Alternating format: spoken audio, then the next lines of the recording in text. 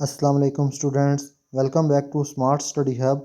आज हम पढ़ेंगे केमिस्ट्री 9th चैप्टर 3 के शॉर्ट क्वेश्चंस। तो चलिए शुरू करते हैं। क्वेश्चन नंबर 1 है, what type of elements loss their outer electrons easily and what type gain electron easily. मतलब क्या है इस क्वेश्चन का कि ऐसे कौन से एलिमेंट्स हैं जो अपने इलेक्ट्रॉन्स को इजीली लॉस कर देते हैं, खो देते हैं, रिमूव कर देते हैं, और ऐसे कौन से एलिमेंट्स हैं जो अपने इलेक्ट्रॉन्स को गेन करते हैं, जो इलेक्ट्रॉन्स दूसरे एटम से या दूसरे एलिमेंट से इलेक्ट्रॉन्स को गेन करते हैं। तो चलिए इसका आंसर पढ़ते हैं। सिंपल सा आंसर है, बहुत ही आसान है इसका answer. Metals loss their outer valence electrons easily while non metal gain electron easily. कि जो मेटल होते हैं वो इलेक्ट्रॉन्स को लॉस करते हैं और जबकि नॉन मेटल्स इलेक्ट्रॉन को गेन करते हैं। रीज़न भी साथ ही पढ़ते हैं इसका। Metals have 1 to 3 valence electrons and low ionization energy, so they lose electrons to become stable. And non-metals have 5 to 7 valence electrons and gain electrons to complete their octet. कि जो metals होते हैं उनके पास 1 से लेकर 3 तक वैलेंस इलेक्ट्रॉन्स होते हैं। मतलब वैलेंस इलेक्ट्रॉन ऐसे इलेक्ट्रॉन्स जो दूसरे एलिमेंट्स के साथ बॉन्ड बनाते हैं, तो उनके पास 1 से लेकर 3 तक वैलेंस इलेक्ट्रॉन ही होते हैं मेटल्स के पास। सो उनकी आयनाइजेशन एनर्जी भी कम होती है, इसीलिए वो अपने इलेक्ट्रॉन्स को देकर और वो स्टेबल बन जाते हैं मेटल्स। जबकि नॉन मेटल्स के पास होते हैं 5 to 7 वैलेंस इलेक्ट्रॉन्स, और वो उनके पास आयनाइजेशन एनर्जी भी ज़्यादा होती है। और जो अगर वो इलेक्ट्रॉन्स गेन करेंगे नॉन मेटल्स तो उनका ऑक्टेट मुकम्मल हो जाएगा और वो उनकी आयनाइजेशन एनर्जी बहुत ज़्यादा हो जाएगी और वो स्टेबल बन जाएंगे एलिमेंट्स। तो उनको बोलते हैं नॉन मेटल्स। मेटल्स क्या करते हैं, इलेक्ट्रॉन्स को लॉस करते हैं, और जबकि नॉन मेटल्स क्या करती हैं, इलेक्ट्रॉन्स को गेन करती हैं। So question number 1 is done.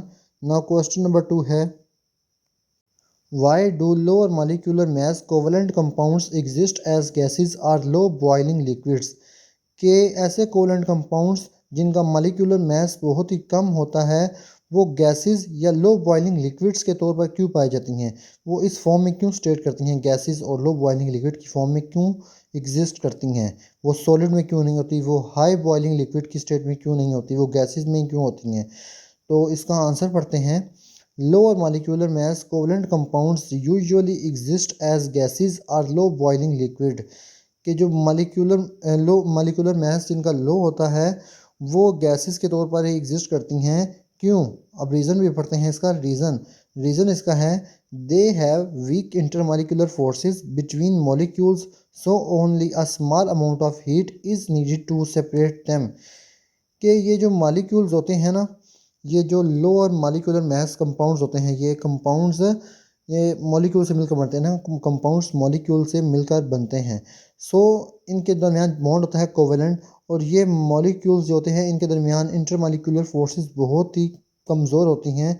इनके बॉन्ड्स मॉलिक्यूल्स का एक दूसरे के साथ जो बॉन्ड है वो बहुत ही कमज़ोर होता है।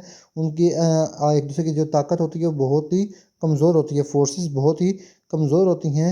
सो only a small amount of heat, अगर उनको थोड़ा सा भी हम हीट करते हैं, गर्म करते हैं, तो उनके वो जो बॉन्ड होते हैं, जो फोर्सेस होती हैं वो टूट जाती हैं।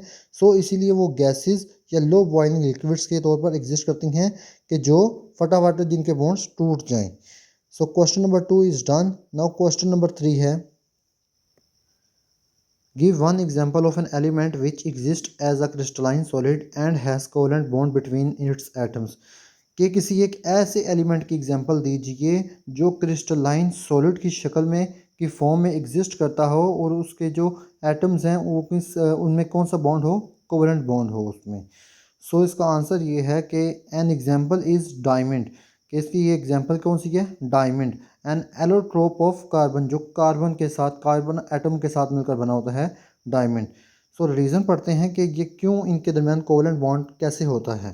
सो रीज़न है, in diamond each carbon atom forms 4 covalent bonds with other carbon atoms creating a strong crystal lattice.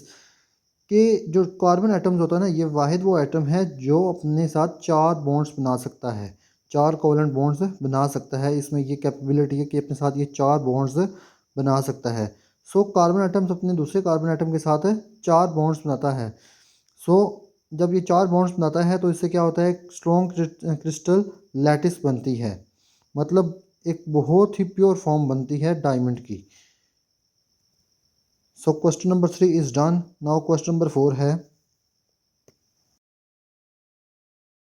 Which property of metals makes them malleable and ductile, कि मेटल्स की ऐसी कौन सी प्रॉपर्टी है जो उन्हें मेलेबल और डक्टाइल बनाती है।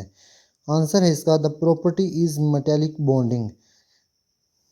रीज़न पढ़ते हैं इसका। In metallic bonding layers of metal atoms can slide over each other without breaking the bond making metals malleable and ductile. कि जो मेटेलिक बॉन्डिंग होती है ना, उसमें मेटल्स क्या करती हैं, अपने एटम्स के उनके जो एटम्स होती हैं वो एक दूसरे के ऊपर क्या करती हैं, लेयर्स बना लेती हैं। एटम्स एक दूसरे के ऊपर लेयर्स बना लेते हैं, और जिससे उनका बॉन्ड भी नहीं टूटता। उनकी जो एक दूसरे के साथ बॉन्डिंग होती है एटम्स की, वो बॉन्डिंग भी नहीं टूटती और वो एक दूसरे के ऊपर लेयर्स इजीली बना सकते हैं। सो ये चीज़ मेटल्स को मेलेबल एंड डक्टाइल बनाती है, दूसरों से अलग बनाती है मेटल्स को, दूसरे एलिमेंट से इसको अलग बनाती है, डक्टाइल एंड मेलेबल।